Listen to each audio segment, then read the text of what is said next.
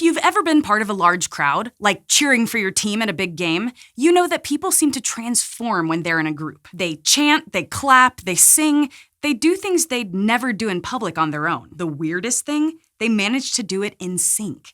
Sometimes even when there's nobody up there leading them. It might sound weird, but a throng of people chanting defense actually tells us a lot about how we interact with one another in and out of a group. So how do people know how to coordinate a chant or a cheer?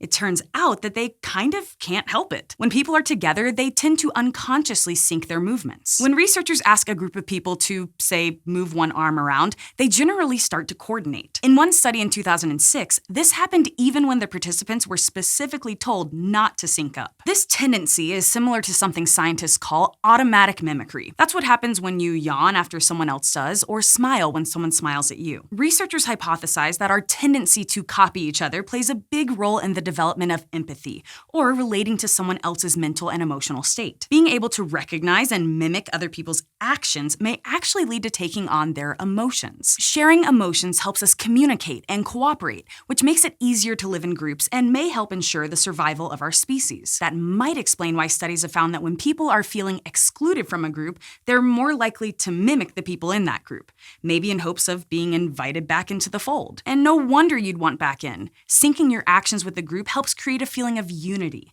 When people move or chant together, their breathing and sometimes even their heart rates literally sync up. It affects their interactions afterward, too. For example, a 2009 study by researchers at Stanford University tested whether doing things in synchrony as a group would make people more likely to cooperate. The researchers had around 100 American college students listen to music on headphones and sing along while they moved a cup in time with the music. In some conditions, the music played out of sync, so that people were basically doing their task independently. In others, the songs played in unison, so that the participants would be singing out loud together. Afterward, the researchers had the groups play a couple of games to see how well they worked together. The groups who sang in sync were better at cooperating and were more likely to share their resources. Seems like those weird icebreaker games you do at work retreats might actually bring people together, huh? But the effects of group synchrony aren't always positive. The leader of the Stanford team published another study a few years later in 2012 showing that people basking in the joy of coordinated activity can also be destructive. He had groups march around the parking lot behind an experimenter. Some groups were in step, some weren't. Then, the experimenter took them into a lab setup with little cups of sow bugs and a funnel,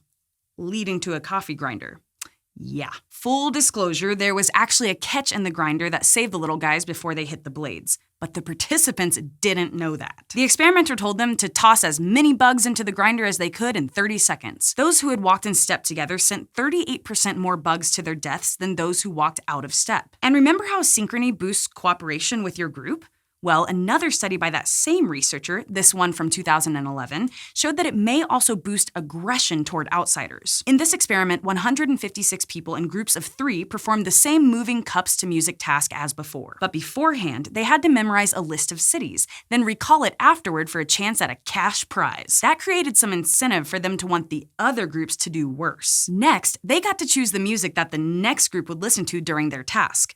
One of those choices was a 90-second blast of static, which would make it harder for them to perform the cup task. One of the group members, who was secretly an experimenter, would suggest they choose it. The groups who had moved their cups in sync were significantly more likely to choose the noise blast than those who moved out of sync, which undermined the other groups. They also reported feeling more emotional connection to their group, which the researcher found could explain most of the difference. When you feel emotionally connected to someone, you might be more inclined to obey them. This could explain why militaries perform marching drills. Even though marching has long since been replaced by other tactics on the actual battlefield, it might also explain why leaders of rallies can drum up so much agreement. But the good side of group synchrony is powerful too. Together, crowds can pool their money for charity, take a stand for a political movement, or sing Sweet Caroline at the top of their lungs. Whether it's positive or negative, the synchrony of crowds shows that our need to bond with our fellow humans runs deep. Thanks for watching this episode of SciShow Psych, which was brought to you with the help of our patrons on Patreon.